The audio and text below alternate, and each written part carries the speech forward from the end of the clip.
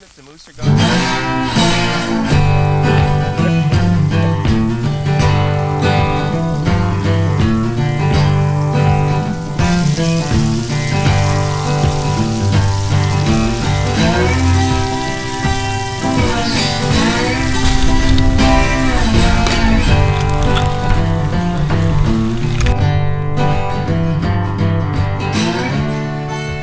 I should have married you when I had the chance. You never had a chance.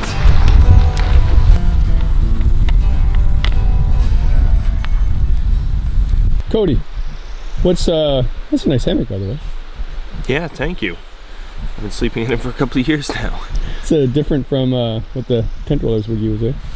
I think it's a far cry from what the tent dwellers use. Yeah, exactly. It packs up a lot smaller. I think it's a lot lighter than canvas, and I might make an argument it's a lot more comfortable too. Yeah, definitely. You're well educated with the whole tent dweller thing, right? So how'd that start? Infatuation with the history, or?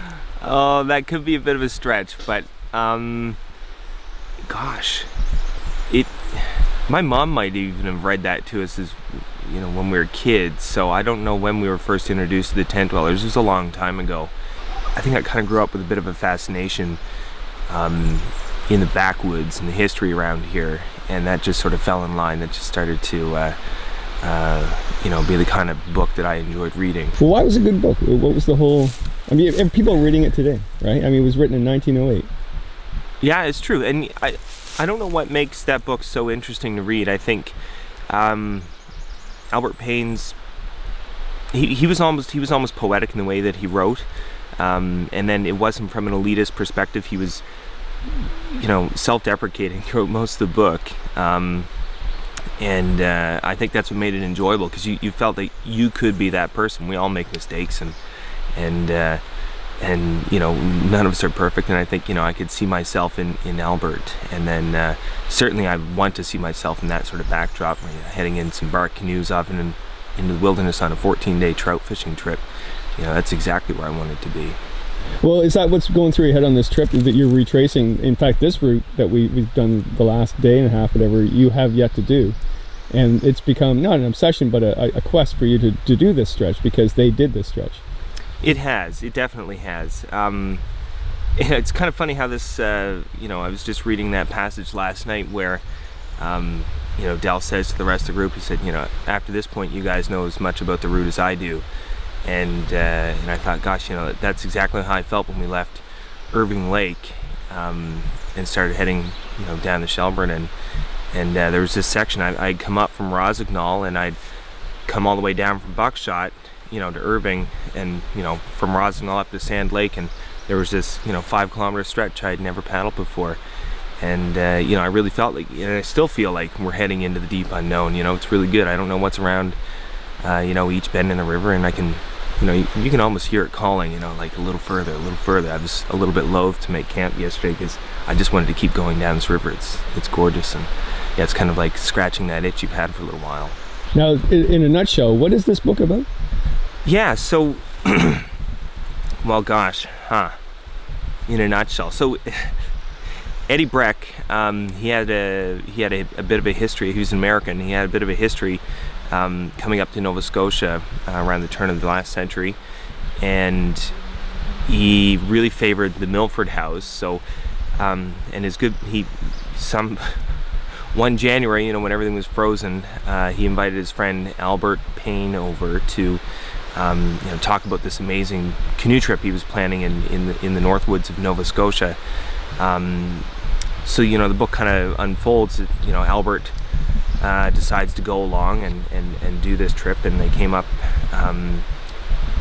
Eddie came ahead of Albert, and he was up here making preparations at the Milford House, and then Al eventually caught up, and they set off with these two guides. So Del, the Stout, he was the proprietor of the Milford House, and Charles the Strong, who was one of his guides, and they set off on a multi-week trout fishing trip, and just traveled into the deep woods of Nova Scotia that hadn't been seen for a long time, and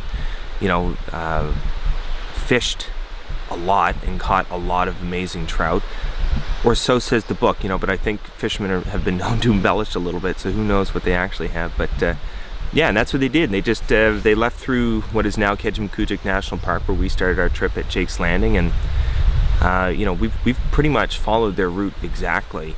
And here we are coming down to Shelburne, and that was it. I mean, it's just kind of an account of these guys and their fishing trip and all the mishaps that Albert finds himself in. You know, falling into the water and, you know, losing landing nets and ending up with poison ivy, and you know, so it's an everyman's kind of novel. Pardon me, not a novel. It's fact as far as one can tell, I guess. Smells good. There's got to be fish.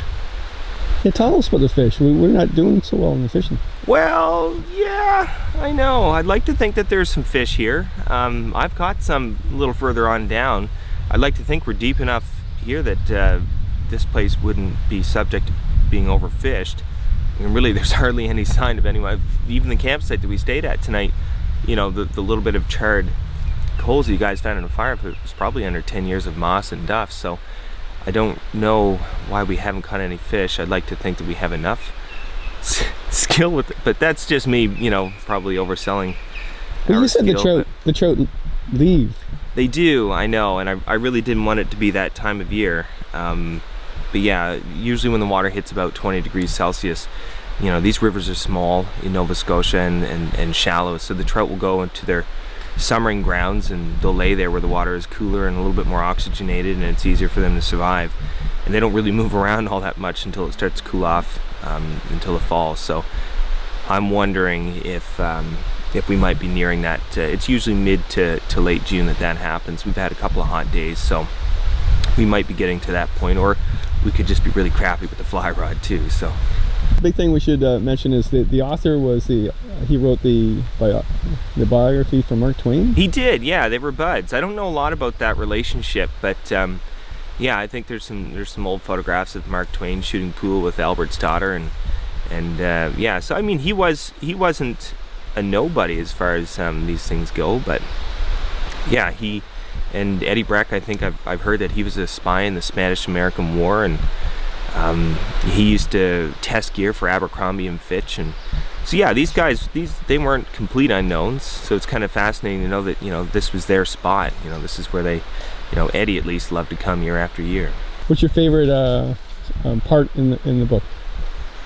Oh gosh, I really liked when Albert he broke away, because, you know, he'd been under the scrutiny of Eddie and the guides, because he was a crappy fisherman. He really didn't know how to handle that rod, and he took off, and when they're at the furthest point in the deepest woods and they were going up this old woodsman like log flume or sluice, and you know, he had this feeling there was a trout there, and he had borrowed one of Eddie's special landing nets, and you know, he thought he hooked a log at first, but then it started to move around, and he realized he had this old mossy trout, and he fought it. He gave it the best fight he could, and then he ended up falling into the sluice and getting swept down into the pool below, and I think he lost the landing net and lost the trout. But yeah, I like that. You know, he was kind of coming into his own on that fishing trip. He probably would have had the biggest trout if he was able to land it. So yeah, I like that. That was my favorite part of the book. Yeah, it was a great bit. Go. Potato salad is best served on a sunny Sunday afternoon. Oh, come on, do the coffee thing. Is that what you wanted? Come on. I'm begging you. Coffee ready? Call yourself. You do one more time. Nobody answered. Go. Me. Coffee ready? Ugh.